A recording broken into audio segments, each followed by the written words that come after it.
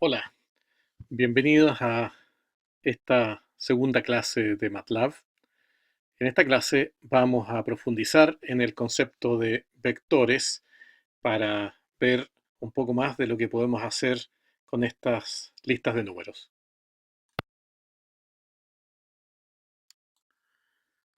Los vectores pueden ser de dos tipos en MATLAB.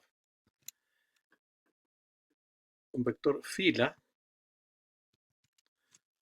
se escribe separado por espacios o por comas y los números de la lista se presentan hacia el lado. El otro tipo de vector es un vector columna.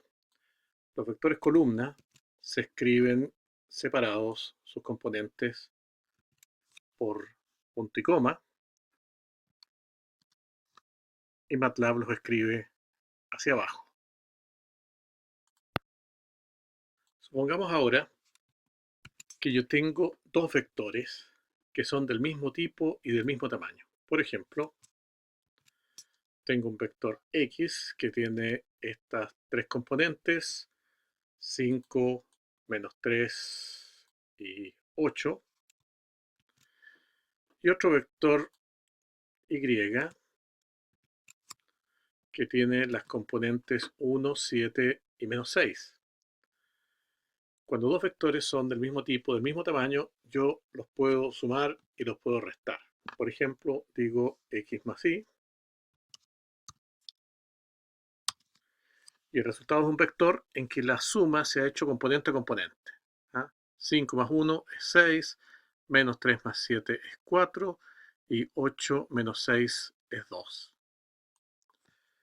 Hay una operación que desde el punto de vista matemático es muy importante, y es el producto interno, también llamado producto punto, entre un vector fila y un vector columna. Por ejemplo, si yo tengo el vector X que sus componentes son 10, 20 y 30, y el vector Y que sus componentes son 3, 2 y 1, el producto interno se obtiene multiplicando el 10 por el 3, multiplicando el 20 por el 2, multiplicando el 30 por el 1, y esos tres resultados parciales se suman. Entonces, si tenemos X, que es 10, 20, 30, y tenemos Y, que es 3, 2, 1, vector columna, para hacer el producto interno, lo que escribimos es X asterisco Y. Este operador asterisco indica entonces producto punto. Y el resultado es 100, que era 10 por 3, 30, 20 por 2, 40, 30 por 1, 30. La suma de esas tres cifras es 100. Otra operación útil es la operación de transposición.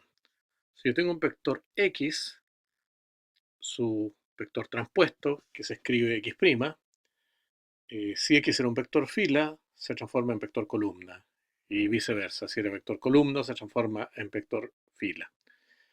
Un uso interesante de esa operación de transposición es, por ejemplo, para calcular la norma euclidiana de un vector ABC.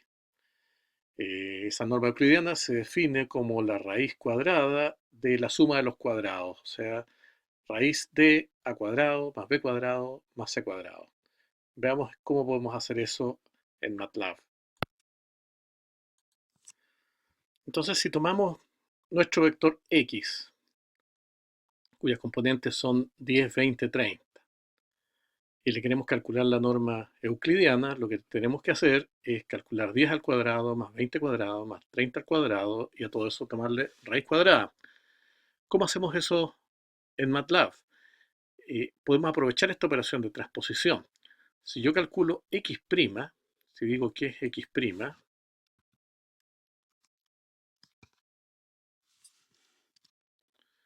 es el mismo vector 10, 20, 30, pero escrito hacia abajo.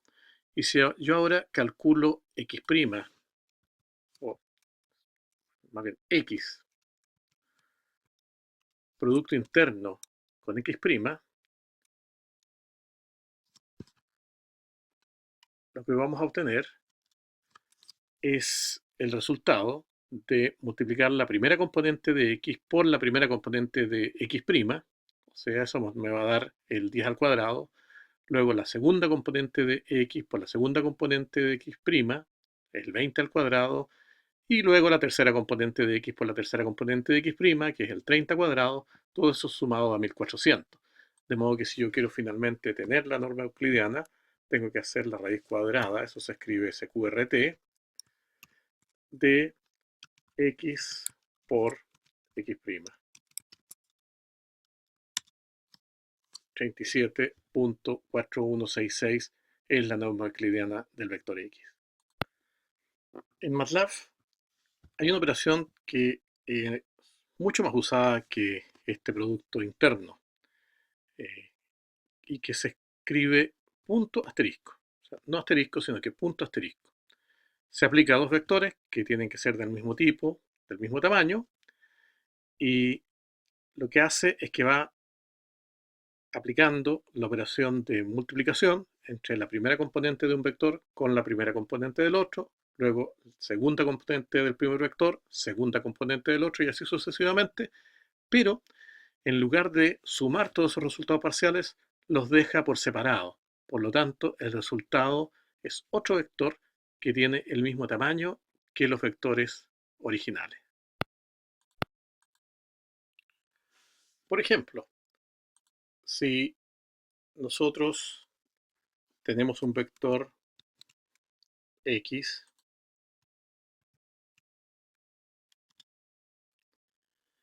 y otro vector y,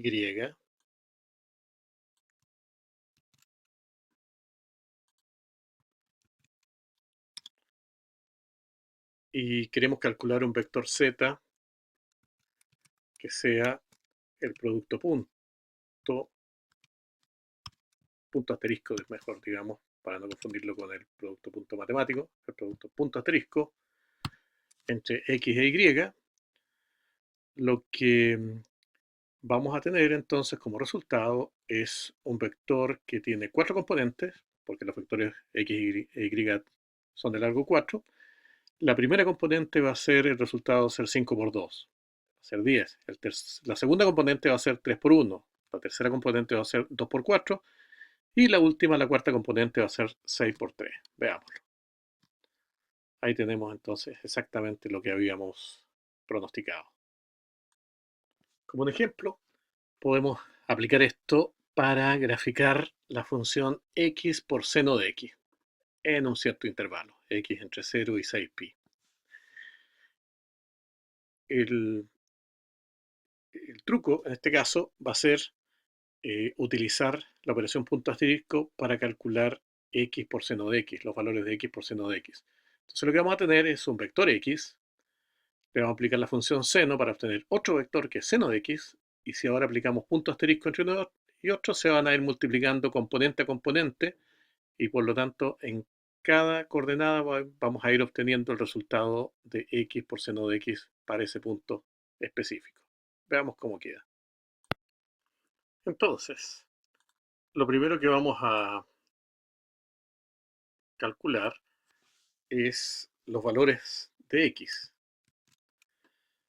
que tienen que ir entre 0 y 6pi.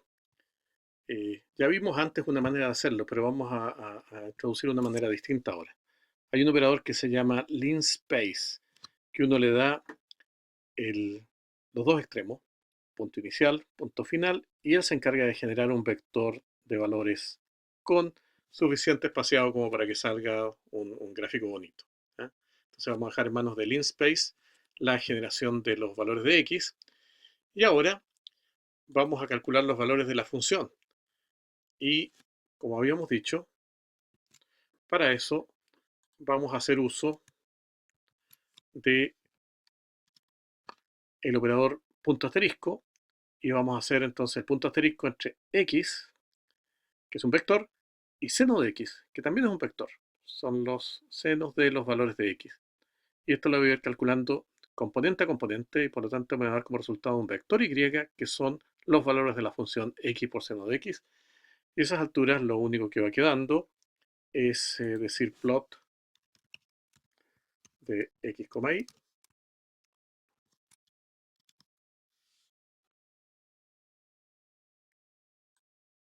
Aquí lo tenemos. Y con eso tenemos nuestro gráfico. ¿Ah? Podemos agregar un grid, que es el cuadriculado, y eso lo deja un poco más bonito. Ahora, estas operaciones componente a componente existen no solo para la multiplicación. Por ejemplo, también existe para la división, punto slash. Y eso quiere decir entonces que, dados dos vectores, se van a ir calculando los cocientes entre una componente de uno y la componente respectiva del otro, y los resultados se van dejando en el vector resultante. Eso lo podemos usar, por ejemplo, para calcular este tipo de suma: 1 más un medio, más un tercio, más un cuarto, más un quinto. Este es un tipo de suma que se llama suma armónica. Veamos cómo lo hacemos. Vamos primero paso a paso. Vamos a generar un vector de puros unos. Hay un operador que se llama once, que me genera un vector de 5 unos. Eso lo escribimos así: 1,5. Este 1 en realidad no es el valor que va a rellenar. Once siempre coloca unos.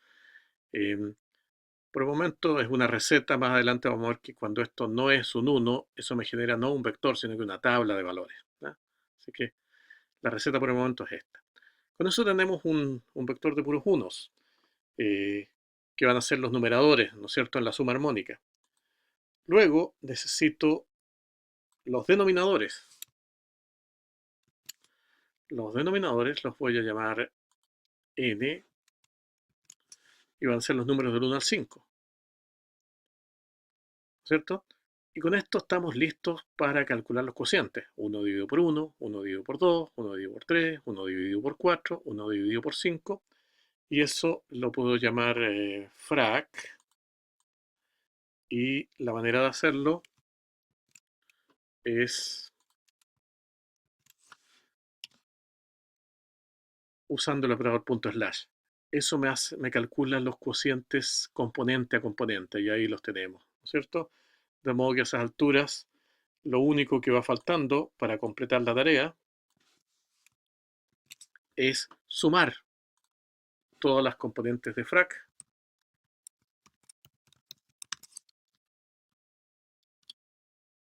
y con eso tengo mi subarmónica de orden 5. 1 más un medio, más un tercio, más un cuarto, más un quinto. Ahora, habíamos dicho que este era como el paso a paso. En realidad, todo esto se puede escribir en una sola línea. Eh, y la línea es la siguiente.